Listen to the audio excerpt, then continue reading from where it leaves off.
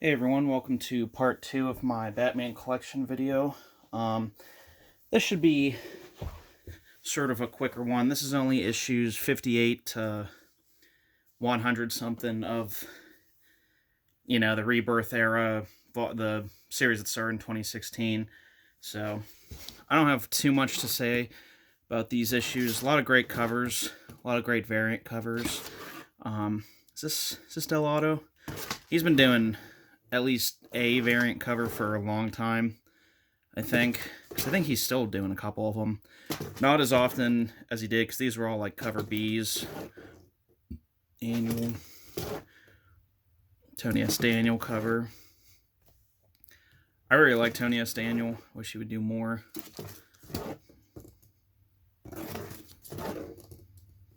But yeah, I'm not I'm not really sure what to talk about. I kind of talked about my history with the character in part one.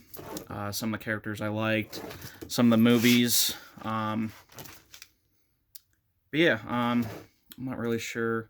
Some of the shows, kind of where. Oh well, I could talk about this. The future of Batman right now is going towards, James Gunn reboot, which I want to be excited for. I was really excited when they announced the casting for David Cornsweet and whoever's playing Lois Lane. I think they're a great choice.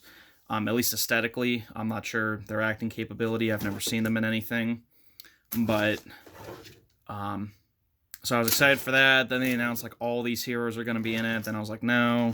Then they revealed the logo, which I wish they would have went a little bit more traditional, but it's not a bad look. So I don't know. I'm back and forth with it. The synopsis so far for the Brave and the Bold, which is going to be the next like connected universe Batman movie, is going to be it's him training Damian Wayne, or him getting Damian Wayne, or like just that whole storyline from, was it Batman like 655, something like that. Which I don't like. I don't know why it's so hard for Batman movies. Like, look, make a Batman movie. Just have one first solid movie, done. 2 years later, or hopefully sooner, make it Batman and a Dick Grayson story. Discovers Dick Grayson. In the third movie, make it Dick Grayson quits and becomes Nightwing. Fourth movie, Jason Todd, but in the same movie, he dies. Like, fifth movie, have him not wanting to have a Robin, but have Tim Drake constantly trying to come in. And have this all be like the B plot to whatever main villain is at the time.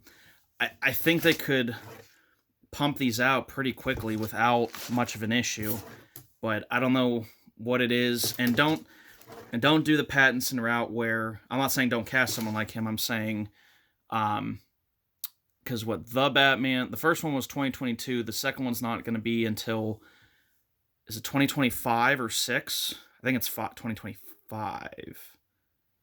Yeah, I think that's what it is. Because he's committed to other stuff. Get someone who's like, hey, we're going to pump out 5, 6, maybe more of these movies over the next few years. You're committed to us and us alone. Write that contract, get the actor in. Speaking of actor, and I think, I don't know, call me crazy, but I'm really tired of everyone getting like Affleck was a good Batman, but like he's over 50. Why are we casting him to do something for 10 years of story?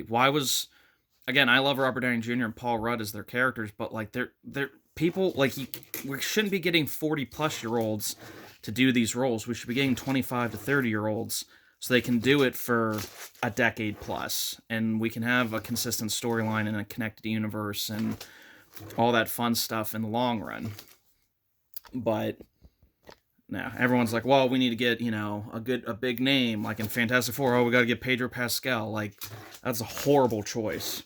But yeah, I think I know that like the heavy rumors are, what is it? Alan Richardson really wants to do it, and I think they're petitioning Jake Gyllenhaal, who was almost up for it for like Batman Begins and The Dark Knight, which that would have worked then. Gyllenhaal was young enough then. He could have done Batman Begins and Dark Knight and all that. I would be fine seeing him now, but I think it would have worked better if he was chosen before, not this late. Who's the...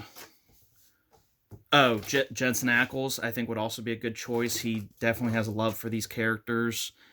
And he voiced Red Hood already. He's voiced Batman in a couple projects. I'd be completely fine if, he was Batman. But those would be my three choices. I think Gyllenhaal, Alan Richardson, or Jensen Ackles. I think any one of them would be a good choice, but again, you need to lock them down and start pumping out stories and keep them looking young, because I think all of them are, yeah, I'm pretty sure all of them are over 40. But so, like, for example, look at Tom Holland. He's been in 3 Spider-Man movies. He's not even 30 yet, and he can continue to do stories for probably another decade if they wanted to. But, I'm not in Hollywood. I don't get to make these choices, obviously, so just what I would do. And I don't understand some of the choices with, like, oh, we're starting with Damian Wayne. I'm like, so you're going to ignore Dick Grayson, Jason Todd, Tim Drake, technically Stephanie Brown. I know was Robin for 3 issues, not... she wasn't technically a Robin. She's never considered a Robin. She's always considered spoiler. But, like, you're just going to pass over 4 Robins, go straight to Damian Wayne, who arguably is the worst Robin. I really hate Damian Wayne. I hate that he was used to get rid of Tim Drake, who was my favorite Robin. To me, that's the Batman, how the status quo should be. Tim Drake is Robin, Dick Grayson Nightwing, Jason Todd Red Hood. Have Red Hood be a villain. Have Nightwing and Tim Drake be on good terms with Bruce. They're just doing their own thing. Barbara as Batgirl or Oracle. Doesn't really matter which one she'd be. Yeah, that's what the status quo to me should be. And there shouldn't be a huge Bat family. It should be Batman working alone. Most of the time with Tim, not all the time, but most of the time with Tim, sometimes calling in Nightwing or Barbara, unless she's Oracle, then she can be like the computer person. He shouldn't be running around with Cassandra Cain or Stephanie Brown, again, like those characters, but he shouldn't be like, there should not be Bat family. The loner Batman should have very minimal uses or connections. Kind of like the early 2000s, where he still loves his family, but he doesn't trust too many people.